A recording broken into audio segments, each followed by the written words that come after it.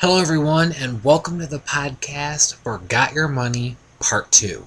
Now, as I said last night, the Marisol confronting Zig scene, which happened tonight, was all that was needed. The scene last night, showing her seeing Zig left without paying, which is pointless because, why wouldn't she go out the door? I don't understand. He was barely ahead of her when she saw it, and it just made her seem weak that she wouldn't, go a little above and beyond and at least open the front door of little mistakes, and see if he was out there.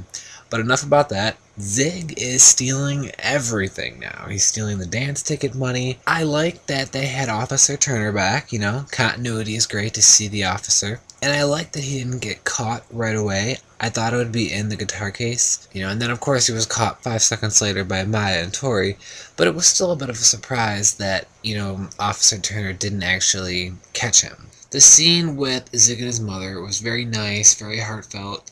She was upset, but she was understanding, and she helped the situation, and you can tell that she's a great mom. And I love seeing the store again. I'm always up for, new locations and new scenery, and I really like the store. And, Zig owning up to his mistake was also great. Paying Marisol, coming clean about everything, and then going out there and rocking the performance. Whisper Hugs, first ever performance. Pretty interesting. Fun little band. You got a lot of different good people in it. Interesting instruments as well. The ending scene with Zig and Tori.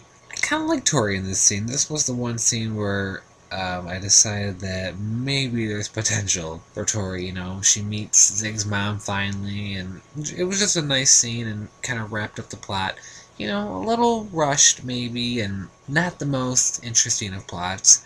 While I'm very happy to see Fiona and Imogen on screen, their plotline to me just seems kind of weird. I get the pressure issue. It's like both characters are saying something, but they're meaning something else, and they're doing this and that, and it just, I don't know, I'm not connecting with this plot for some reason, but I'm not complaining about having Fiona on screen and Imogen. I'm not complaining about that at all. The plot, I'm not quite sure. I think they could have won about it in a different way. Now, I did like the scene of Imogen and Fiona talking things out, and then, of course, right after that, Imogen calling Fiona her girlfriend in front of everyone backstage. They talked about things, and now they're on the same level. I don't know, it's just kind of weird for me, but I did like that scene a lot better, and things started to make more sense now, and I definitely am anxious to find out what will happen next for them, and, how long will this relationship last. Hopefully the writers will let them be together, for a while so we can see it develop, because it definitely has the power to be very interesting. Dave and Allie, the pills falling out just like that, I was like, oh, come on, that is so cheesy. But I'm loving Dave and Allie. I'm enjoying them a lot. One of my favorite parts of the episode. They're just great together. They have great chemistry, and hopefully they'll have a long relationship and everything will work out this time. But it's Degrassi, so we can't expect that. The photo shoot outside with the hockey players, saying gay and all that, great scene. Very emotional, impactful. Monroe Chambers, great acting in that scene as well. Dave blurting out that he was going to be having sex with his girlfriend reminded me of a classic Degrassi episode from many seasons ago. So if you are a longtime fan, you know what I'm talking about, and if not, go back and watch the entire series. So of course Dave apologizes to Allie and they have sex. And of course, Dave leaves condoms in the car. Allie says she's on the pill, but we're going to find out, obviously, that she forgot to take the pill or something along those lines, because as seen in the previews, she tells Dave that she's pregnant.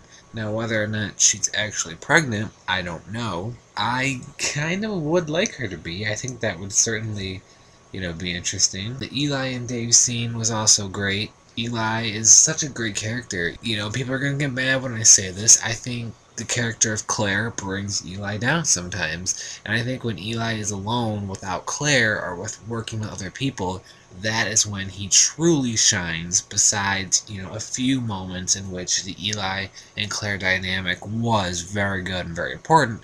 But I do enjoy Eli a lot more when he is not with Claire. So we have the full hour now of Got Your Money.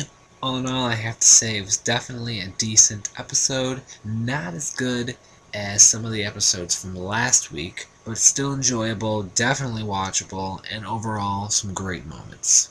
Thanks so much for listening. I'll talk to you all tomorrow.